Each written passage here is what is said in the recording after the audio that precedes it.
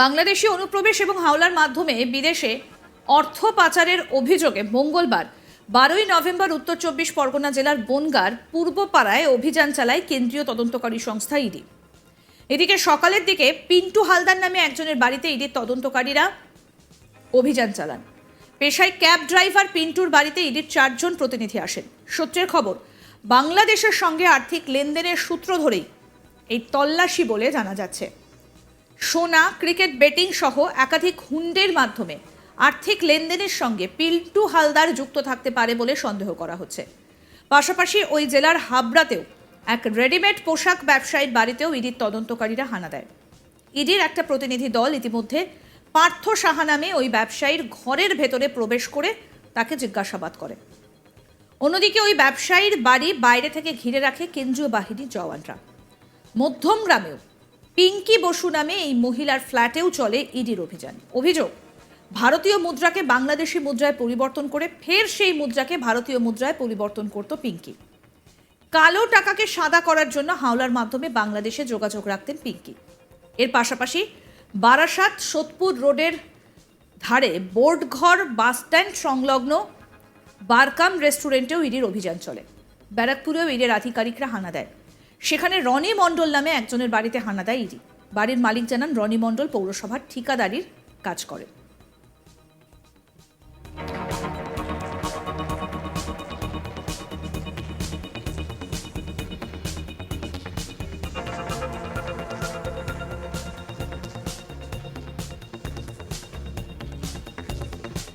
বাড়ির মালিক সঞ্জীব চ্যাটার্জি কি বলছেন শুনবো।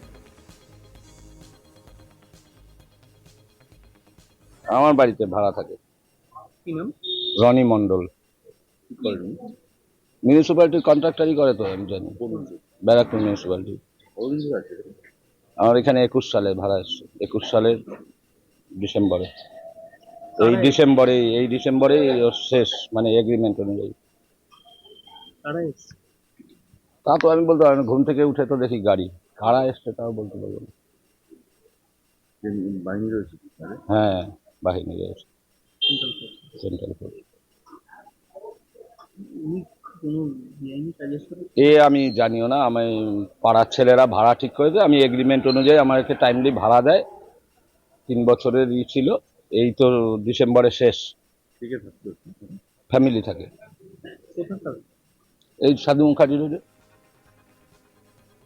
প্রকাশ বাসার রনি মণ্ডলের জামাইবাবু কি বলছেন শুনবো।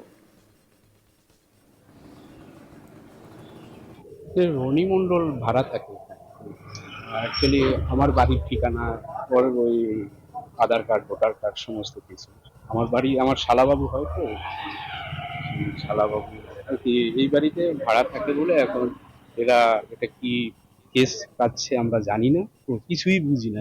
কি করে ব্যবসা করে, বিজনেস, রোড কন্ট্রাক্টর। এই যে রাস্তার যে ঢালাই, যে প্লিজ রিপারি, ওষুধে হয়। আমার মেডিসিন পয়েন্ট, আমার দোকানে যে চন্দনপুকুর বাজার মেডিসিন পয়েন্ট, সেটা আমার। নাম প্রকাশ বাসা। আমার শালা। সকালে কি আপনার বাড়িতে? হ্যাঁ, প্রথম আমার বাড়িতে ওইখানে অ্যাড্রেস? আমার অ্যাড্রেস। তারপর এখানে এখন পর্যন্ত আমরা জানি না যে কি নিয়ে, কিন্তু আমাদেরও বলছিল যে বাড়ি থেকে বেরোবেন না। স্থানীয় বাসিন্দা বাবু নায়ক কি বলছেন শুনবো। হালদার কি করে আমি বলতে পারবো না। গাড়ি চালায় তো না? হ্যাঁ, হ্যাঁ, কোথায়? কলকাতা? কোথায় যায়? কলকাতা যেখানে ভাড়া পাই সেখানেই যায়। কেমন বয়স হবে ওর? 40 থেকে 45 হবে। ও প্রথম থেকে গাড়ি চালায়? ওর মূল পেশাটা কি কাকা? গাড়ি চালান। আজকে কারা এসছে দেখেছেন কিছু ওর বাড়িতে? এই তো সামনেই দাঁড়িয়ে আছে, দেখছি।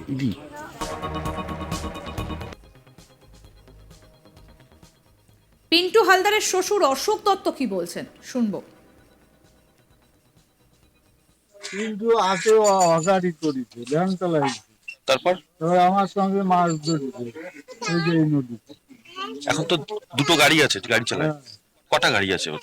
দুটো, একটা সেকেন্ড হ্যান্ড কিনেছে, একটা ফাইনাল কিনেছে। আচ্ছা, ঢাকাপাড়ার জমিটা কার নামে? আর কলকাতায় কি রোজ যায়? রোজ ভাড়া হলি যায়, প্যাসেঞ্জার হলি আনা যায় না। বলছি বাংলাদেশ থেকে মেয়েদের পাচার করে আনতে হবে না, সেসব কিছু তো দেখিনি। সেসব খবর কিছু জানে না। বর্ডারের ইয়াকুবের সঙ্গে কতদিনের বন্ধুত্ব? তার বর্ডারের ইয়াকুব পেট্টাপোল চিনি না, ভাসান পোতায় যাতায়াত করতো। তা আমি জানি না। কি মনে হয় আজকে যে ইডি এসছে, কি বলবেন? কি হঠাৎ বলবো, করে। তাই তো কিছু বলতে পারছি না। এ আমার দোকানে তো মাল বাকিতে আছে, বড়াটির মতন দিতে পারে। সবার বাড়িতে তো আসে না। এসছে, কি মনে হয় যে কোনো কিছুর সঙ্গে যুক্ত থাকতে পারে ও? ওর কোনো লোক হয়তো কিছু বলিছে, তাই হবে, তাই করে খালি খালি দিয়ে আসতে দিবি। এসব লোকের জন্য গরিব মানুষ দেখতেছেন তো সব কিছু, লোকে তো সব একই কথা বলে। আমাদের প্রতিনিধি দীপক দেবনাথ কি প্রতিবেদন তুলে ধরেছেন শোনাবো এবার। দেখো, বাংলাদেশে অনুপ্রবেশ এবং হাওলার মাধ্যমে বিদেশে অর্থ পাচার, এই অভিযোগে আজকে উত্তর চব্বিশ পরগনা জেলার একাধিক জায়গায় অভিযান চালাচ্ছে ইডি অর্থাৎ এনফোর্সমেন্ট ডিরেক্টরের কর্মকর্তারা। আজকে সাত সকালে উত্তর চব্বিশ পরগনা জেলার বনগাঁ, হাবড়া, মধ্যমগ্রাম, একই সঙ্গে সোদপুর বারাসাত রোডের বোটঘর এলাকা, ব্যারাকপুরের জাফরপুর এলাকা, অন্তত 5টি জায়গায় এই অভিযান চলছে।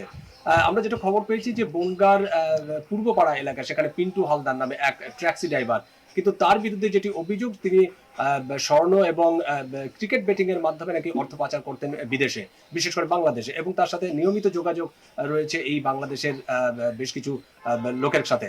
তো স্বাভাবিকতই এই ইডির কর্মকর্তারা সেগুলি তদন্ত করে দেখছেন যে কার কার সাথে যোগাযোগ রয়েছে বা কিভাবে তিনি অর্থ পাচার করতেন, সেগুলি দেখছেন। পাশাপাশি আমরা যেটা খবর পেয়েছি যে সেটি হচ্ছে যে পিঙ্কি বসু নামে মধ্যমগ্রামের একটি বাসিন্দা, একটি ফ্ল্যাটের বাসিন্দা, তার ফ্ল্যাটে অভিযান চলছে এবং তার বিরুদ্ধে যেটি অভিযোগ যে বাংলাদেশি অর্থ বা মুদ্রা সেটিকে ভারতীয় মুদ্রায় পরিণত করা এবং ভারতীয় মুদ্রা থেকে আবার সেই বাংলাদেশি মুদ্রায় কনভার্ট করা, এরকম অভিযোগ উঠেছে। এবং তার সাথেও বাংলাদেশের একটা যোগাযোগ আছে, নিয়মিত তিনি যোগাযোগ রাখতেন, এরকম অভিযোগ উঠেছে। জাফরপুরের এরকম একটি অভিযোগ উঠেছে, সেখানেও জাফরপুরে একটি ব্যক্তির বাড়িতে সেখানে অভিযান চালানো হচ্ছে। আমরা যেটা জানতে পেরেছি যে গত সেপ্টেম্বর মাসে ঝাড়খণ্ডের স্থানীয় একটি থানায় একটি অনুপ্রবেশ ইস্যুতে একটি মামলা করা হয় এবং সেই মামলাটি করে ইডি, এবং সেখানে পিএমএলএ অর্থাৎ অর্থ পাচার সংক্রান্ত একটি মামলা করা হয়। সেই মামলার পরিপ্রেক্ষিতেই কিন্তু আজকে ঝাড়খণ্ড এবং পশ্চিমবঙ্গ একযোগে প্রায় 17টি জায়গায় এই অভিযান চালাচ্ছে ইডির কর্মকর্তারা, যার মধ্যে পশ্চিমবঙ্গের এই উত্তর চব্বিশ পরগনা জেলার এই অঞ্চলগুলি রয়েছে। এবং এখনো পর্যন্ত প্রায় 4 থেকে 5 ঘন্টা অতিক্রান্ত, তদন্ত চলছে, অভিযান চলছে।